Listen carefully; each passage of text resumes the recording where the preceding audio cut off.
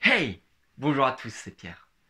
Bienvenue dans cette vidéo où vous allez découvrir aujourd'hui comment le minimalisme peut vous aider à alléger votre environnement et avoir une vie plus sereine et apaisée en éliminant 6 objets de chez vous. Ok? Alors, avant de commencer, je vous invite à faire une petite chose, c'est d'aller sous le lien sous la vidéo, de cliquer dessus et de renseigner votre adresse mail pour que je vous tienne au courant des nouvelles sorties sur le minimalisme et d'autres sujets que j'ai abordés dans mes anciennes vidéos, comme par exemple la santé. C'est mon domaine. Ok? Ça va venir bientôt. Alors, c'est fait? Super. Je suis sûr que chez vous, il y a une multitude d'objets qui n'ont pas d'utilité, ou en tout cas que vous n'utilisez pas. Il y a les objets qui sont là et qui ne servent à rien, comme par exemple les bibelots.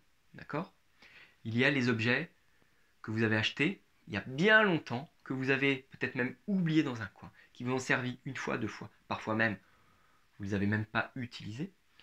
Et donc, ils sont là depuis 3 mois, 6 mois, un an. Ils sont peut-être au fond d'un placard, oubliés. Vous savez même plus qu'ils existent. Ah oui, tiens, c'est encore là. Ok. Et il y a aussi ces objets que vous utilisez, mais dont vous pourriez certainement vous passer très facilement. Vous en passez ou les remplacer. Et c'est de cela que je veux vous parler aujourd'hui. D'accord? Alors, il y a plein de définitions de minimalisme et les objets, c'est pareil.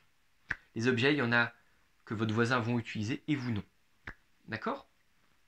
Donc moi, je vous en donne 6 aujourd'hui à éliminer ou à remplacer par un objet plus simple. D'accord? Avoir une autre utilisation. Alors, le premier, c'est un classique, c'est la télévision. Ok? La télévision que beaucoup de gens allument par défaut pour avoir un bruit de fond, une présence, une animation, et ça, je suis sûr que vous pouvez vous en passer. Au lieu de regarder ça par défaut, de choisir votre vie, de décider à travailler sur vos projets, passer la vie, votre vie, à un bon moment en famille, vous la prenez et vous allez la donner à un ami. Vous allez à quelqu'un qui n'a pas de télé, qui en aimerait une. Vous allez la revendre. Vous allez la donner à Emmaüs, la mettre à la déchetterie. Enfin, Emmaüs ou quelqu'un d'autre qui peut les récupérer. D'accord? Mais je suis sûr que vous pouvez vous en passer. Alors, je prends en compte le fait que depuis 2019,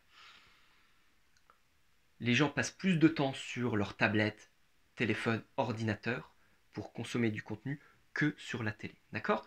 Donc, c'est à prendre de manière relative, mais la télévision reste un must à éliminer pour moi. D'accord? Deuxièmement, ça va être l'imprimante. L'imprimante avec votre ordinateur, on imprime de moins en moins, et je suis sûr que c'est un objet dont vous pouvez vous passer aussi très facilement. D'accord? C'est un objet qui coûte cher, pas vraiment l'objet en lui-même, mais plutôt les recharges de cartouches. L'objet est fait pour imprimer un certain nombre de feuilles et après se mettre en panne. Et de même, les cartouches que vous utilisez, les cartouches d'encre, de couleur ou de couleur noire, pour la plupart, elles sont faites pour n'être consommées qu'à 50%, et après, ça se bloque. D'accord? On vous dit que c'est vide, mais en fait, elles ne sont pas du tout vides. Donc, donnez-la, éliminez-la, supprimez-la. Et vous pouvez imprimer de façon très facile chez un ami, un voisin. Si c'est une page ou deux, de temps en temps, ça va. Ou le plus facile, en tout cas moi c'est la manière que j'utilise, c'est d'aller à la médiathèque, où j'ai un abonnement, où je peux utiliser des livres, aller sur internet parfois, et j'imprime très facilement, ça coûte 10 ou 15 centimes à chaque feuille. Je trouve que c'est plus rentable que d'avoir un objet entreposé. Moi j'ai eu une imprimante, j'ai jamais réussi à la faire fonctionner, elle marchait pas du tout. D'accord? Éliminez-la. Troisièmement, c'est le micro-ondes. Ce micro-ondes, cet objet que beaucoup de gens ont encore et qui n'a pas d'utilité et qui est toxique, nocif pour votre santé. D'accord? Donc le principe du micro-ondes, 4 parois, vous mettez votre plat, ça réchauffe, ça irradie, c'est des micro-ondes. Ça déshydrate complètement l'eau, ça met en mouvement l'eau de manière de plusieurs milliers de mouvements à la seconde pour l'eau, pour les molécules d'eau que vous allez ingérer et qui vont se balader dans tout votre organisme après. Et on ne sait pas comment ça réagit dans l'eau, des molécules qui tapent dans tous les sens, qui bougent. De plus, la nourriture a beaucoup moins bon goût. C'est vraiment, moi je pense que c'est aussi un des premiers objets à éliminer. Ça fait également très longtemps que j'en ai plus, ça fait au moins une dizaine d'années, mais j'en vois encore beaucoup chez les gens et je suis toujours surpris. À la place, vous pouvez réchauffer vos plats dans une casserole, un cuve-vapeur, une poêle, très facile. D'accord? Mais mieux encore, c'est dans la médecine traditionnelle chinoise, vous n'êtes même pas censé réchauffer des plats, d'accord? Vous êtes censé cuire, préparer les plats, consommer en juste quantité. Mais ne pas mettre au frigo, ça c'est le pire, et réchauffer le plat, l'alimentation. Les aliments vont perdre tout leur chi, leur prana ou leur énergie, ce que vous voulez.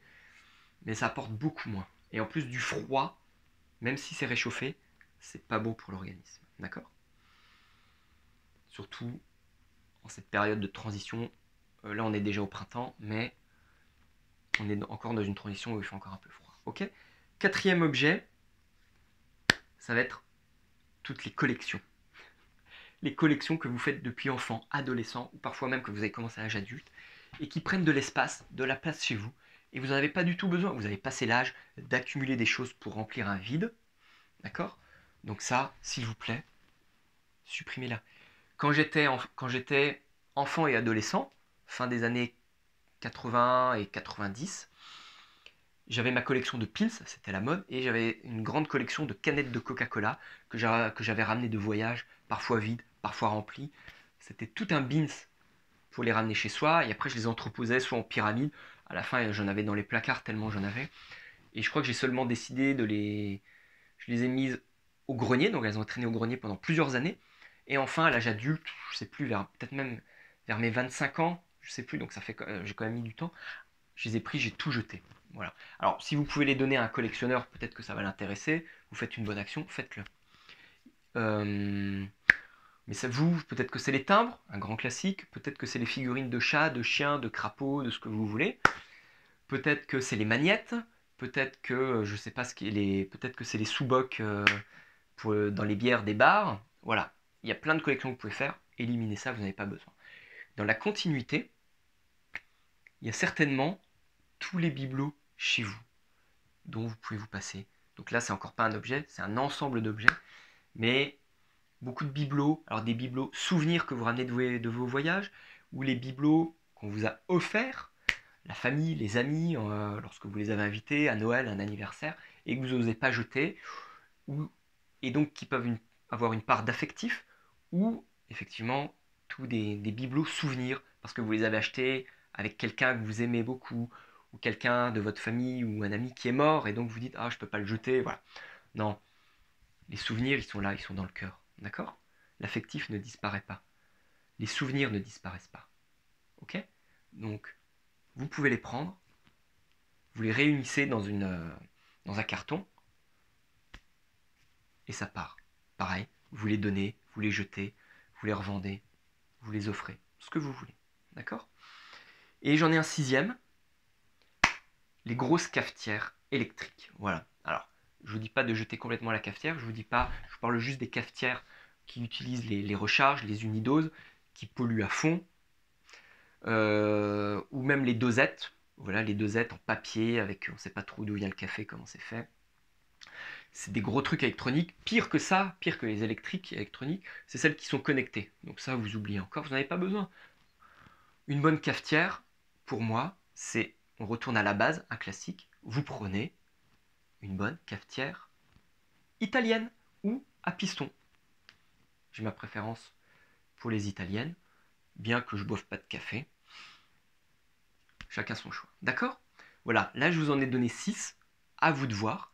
Maintenant, dites-moi dans les commentaires, s'il vous plaît, s'il y a justement des objets que vous avez supprimés, que vous voulez supprimer, que vous allez supprimer, ou des objets que vous n'avez même jamais eu chez vous, parce que vous n'en avez aucune utilité, mais que vous retrouvez chez les autres. Ok? Donc maintenant, on passe à l'action. Et pour passer à l'action, vous allez aller regarder ces 6 objets chez vous. Demandez-vous si vous en avez vraiment l'utilité, si vous pouvez les remplacer ou même les éliminer complètement. Et puis faites-le. Vous n'êtes pas obligé d'éliminer les 6 aujourd'hui, au moins un. Ok? C'est parti? Faites ça. Et enfin, avant de vous dire au revoir, un petit je t'aime, cliquez sur je t'aime, hein, soit pour cliquer la vidéo, soit pour me dire je t'aime à moi. C'est toujours sympa. Ou alors, vous partagez cette vidéo à 3 personnes. Et abonnez-vous à la chaîne. Et comme ça, on a fini. À bientôt et ciao!